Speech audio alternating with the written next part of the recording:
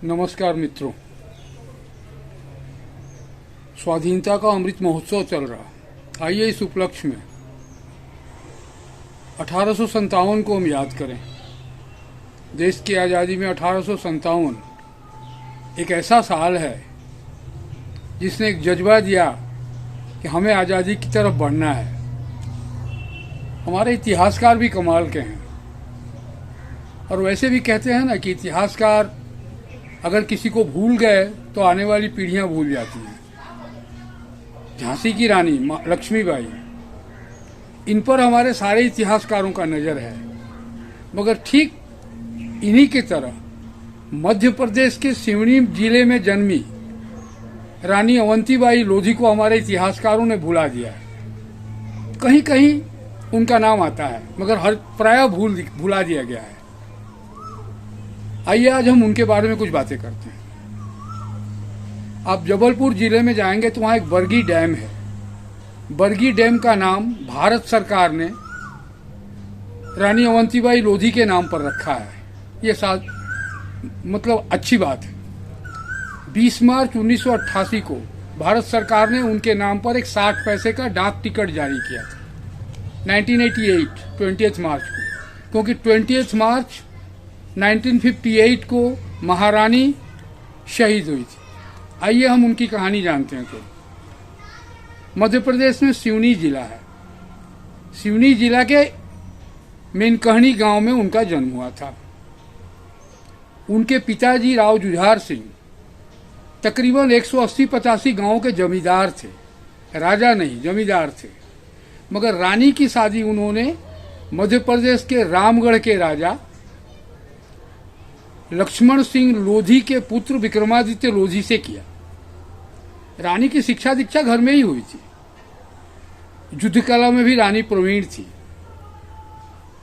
जब उनकी शादी हुई विक्रमादित्य से, ससुराल आई महारानी, तो होता है ना कि कभी कभी दुर्भाग्य आपके साथ साथ आता है।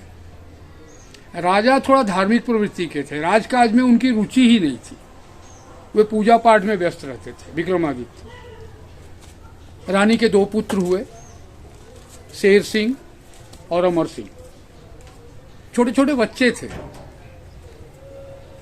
रानी के ऊपर दोहरा उत्तरदायित्व था। राजकाज भी चलाना पड़ता था, निर्णय भी लेना पड़ता था, क्योंकि राजा उदासीन थे राज्य से, और बच्चों का पालन पोषण भी करना था। मातृत्व की भूमिका भी निभानी थी।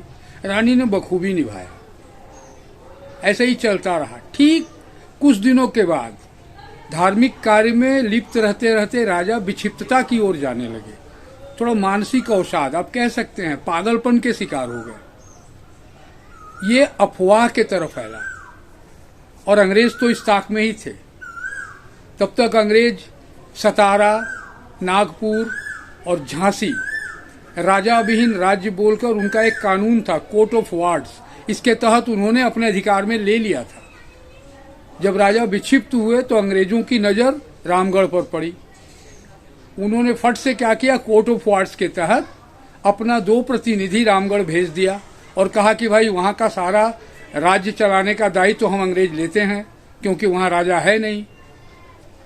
रानी ने पुरजोर विरोध किया, और विरोध ही क्यों, उनके दोनों प्रतिनिधियों को तलवार के बल पर खदेड़ कर रामगढ़ से भगा दिया। ये बात अंग्रेजों के प्रेस्टीज में लगी, और रानी समझ गई कि जब ऐसी स्थिति हो गई है तो आज नहीं कल रामगढ़ पर इनका हमला होगा ही। अतः उन्होंने वहां के आसपास के पड़ोसी राजाओं का एक सम्मेलन बुलाया। तब तक 1857 का गदर छिड़ चुका था। वहां मांडला के गौड़ राजा शंकर शाह के नेतृत्व में क्रांति का बिगुल फूंक दिया गया। रानी की भी उसमें महती भूमिका थी। मगर दुर्भाग्य से शंकर शाह अपने पुत्र समेत परास्त हुआ और गिरफ्तार हो गया। दोनों बाप बेटों को, गौड़ राजा शंकर शाह और उसके बेटे रघुनाथ शाह को, तोप के मुहाने पर बांधकर उड़ा दिया गया। पूरे मध्य प्रदेश में आक्रोश फैल गया। आस पड़ोस के सारे राजा आक्रोश से भर गए। रानी ने आक्रोश में तुरंत प्रत्याक्रमण किया और अपने नेतृत्व में वहां घुघरी इलाके को, भुआ बिछिया इलाके को अपने कब्जे में ले लिया और वहां के थाने को लूट लिया, कब्जे में ले लिया।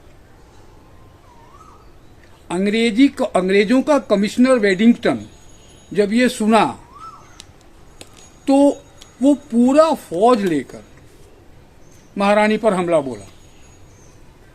मांडला के करीब खैरी नामक स्थान में भयानक युद्ध छिड़ा। रानी ने अंग्रेज कमिश्नर वेडिंगटन को बुरी तरह परास्त किया। उसे सर छुपाने के लिए जगह नहीं मिला, उसे भागना पड़ा। वो मांडला छोड़कर भाग गया, मगर अंग्रेज चुप नहीं बैठे। ऐसा था ना तब कि हमारे राजाओं में ही कोई न कोई भेदिया होता था, सब एक तो थे नहीं। रीवा के राजा ने अंग्रेजों का साथ दिया, अंग्रेजों ने दोबारा हमला किया, रानी ने पुरजोर मुकाबला किया, मगर इस बार परिस्थितियां ऐसी हुई कि रानी को किला छोड़कर पहाड़ियों में भागना पड़ा, देवहरा गढ़ के पहाड़ियों में जाकर शरण लेना पड़ा। छिटपुट युद्ध चलता रहा, छापामार युद्ध चलता रहा, रानी झुकने को तैयार नहीं थी।